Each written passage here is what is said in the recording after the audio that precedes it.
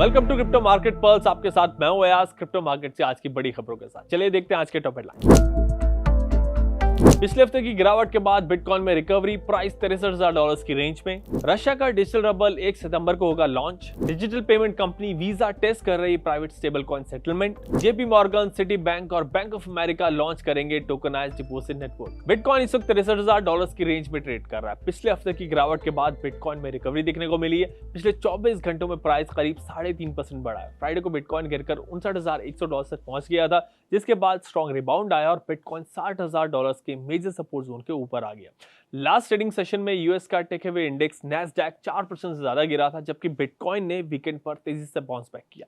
इससे कुछ एनालिस्ट को उम्मीद है कि अगर सेंटीमेंट इंप्रूव होता है तो रिस्क कैपिटल दोबारा से क्रिप्टो मार्केट में लौट सकता है। सेंट्रल बैंक ऑफ रशिया 1 सितंबर को अपना डिजिटल रबल लॉन्च करेगा। बैंक ऑफ रशिया ने कहा है कि ज्यादातर private banks digital rouble service देने के लिए तैयार हैं। रशिया की डिजिटल करेंसी वहां के existing universal QR code payment system के साथ इंटीग्रेट होगी, जो 90 लाख से ज्यादा रिटेल आउटलेट्स और 200 बैंक्स को कवर करता है। दुनिया की सबसे बड़ी digital payment company Visa, Brale और कैंटो नेटवर्क के साथ मिलकर private stable coin settlement test कर रही है। इस टेस्ट में ब्रेल का US dollar backed stable coin SBC use होगा। इस टेस्ट के जरिए देखा जा रहा है कि कैसे बड़े इंस्टीट्यूशन सेंसिटिव डेटा को एक्सपोज किए बिना ब्लॉकचेन पर सेटलमेंट प्रोसेस को पूरा कर सकते हैं। जेपी मॉर्गन, सिटी बैंक और बैंक ऑफ अमेरिका जैसे यूएस के बड़े बैंक्स एक टोकनाइज्ड डिपॉजिट नेटवर्क लॉन्च करने जा रहे हैं। ये network the clearing house operate करेगा और ट्रेडिशनल पेमेंट रेल्स को डिजिटल एसेट इंफ्रास्ट्रक्चर से कनेक्ट करेगा, ताकि 24/7 सेटलमेंट पॉसिबल हो सके। अब चेक करते हैं मार्केट में top gainers and top losers कौन से हैं।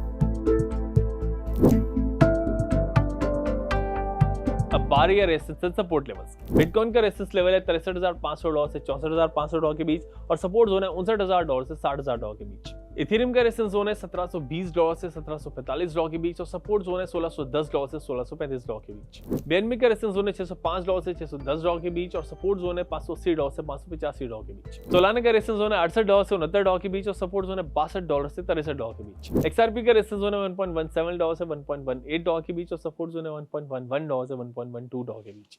बिटकॉइन में जो वीकेंड पर रिबाउंड आया ना, उससे शॉर्ट टर्म कॉन्फिडेंस इंप्रूव हुआ है। पॉजिटिव बात यह कि बिटकॉइन ने $60,000 के साइकोलॉजिकल सपोर्ट लेवल को सक्सेसफुली डिफेंड किया है और अभी 200 वीक एसएमए जो अराउंड $61,950 पे है, उसके ऊपर ट्रेड कर रहा है।